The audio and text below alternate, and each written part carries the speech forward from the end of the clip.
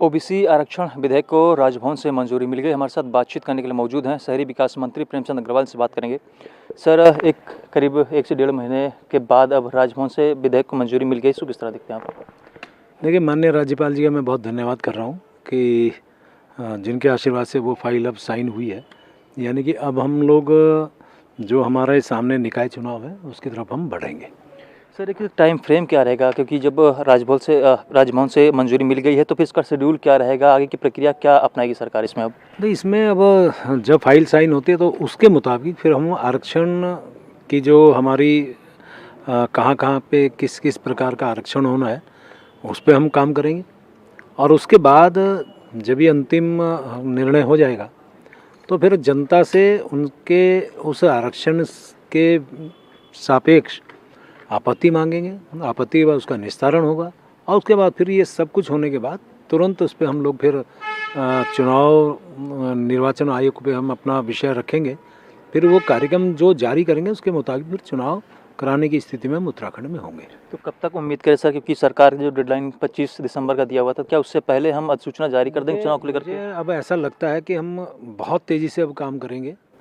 सिर्फ एक ये हमारे सामने एक बहुत बड़ा काम था जो फाइल साइन हुए हैं माननीय राज्यपाल जी के द्वारा, तो अब बहुत जल्दी सब ये काम होंगे तो कभी भी चुनाव की कार्यक्रम की घोषणा हो सकती है। सर, जो आपत्तियां आएंगी, आपत्तियां कई बार एक चुनौती बन जाती है सरकार के सामने, कई बार विरोध लोग करते हैं, तो उसको निस्तारण के लिए क्या समय सीमा कुछ तय करेंगे आप लोग, और फिर इसको कैसे लोगों को मनाएंगे भी, क्योंकि प्रक्रिया शुरू से रहती है? बिल्कुल, वो वही है, समय निर्धारण करते हैं। माना जैसे सब आपत्ति लेने का 7 दिन होगा, निस्तारण का जहाँ तक मैं समझता हूँ 3 दिन होगा।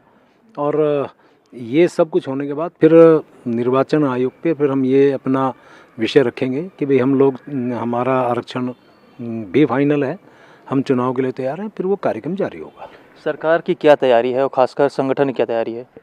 अब सरकार तो आरक्षण करेगी, चुनाव की तरफ बढ़ेगी, ये तो सरकार का विषय है। जहाँ तक संगठन की बात है, क्योंकि भारतीय जनता पार्टी का हर कार्यकर्ता 24 घंटे 7 दिन, यानी मैं कहूँ 365 दिन पूरा सजग रहता है, मेहनत करता है और एक अनुशासित सिपाही की तरह वो हर चुनौती के लिए तैयार रहता है।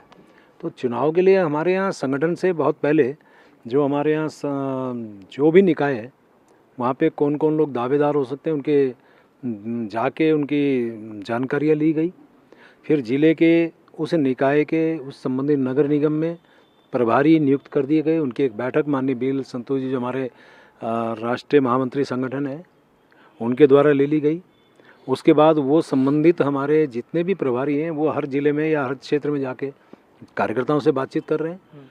और मुझे लगता है कि ये एक्सरसाइज सिर्फ और सिर्फ भारतीय जनता पार्टी में हुई है। यानी कि हम लोग कहा ना कि हम लोग हर स्थिति में तैयार हैं और बहुत जैसा हम लोग अब ये सरकार की तरफ से निर्णय होगा तो हमारी पार्टी भी उसी अनुरूप तुरंत निर्णय करके फिर उसकी घोषणा करेगी। यानी कि हम लोग भारतीय जनता पार्टी के कार्यकर्ता की हैसियत से मैं कह सकता हूं कि निकाय चुनाव में भी भारतीय जनता पार्टी परचम लहराएगी। धन्यवाद। कहते शहरी विकास मंत्री प्रेमचंद अग्रवाल जी ने बताया कि फिलहाल नगर निकाय की जो चीज़ें फंसी हुई थी, यानी पेज जो राजभवन फंसा हुआ था, अब विधेयक पर मंजूरी मिल गई। ऐसे में अब सरकार इस गति में आगे तेजी से बढ़ेगी। कैमरा पर्सन के साथ रोहित सोनी, टी भारत, देहरादून।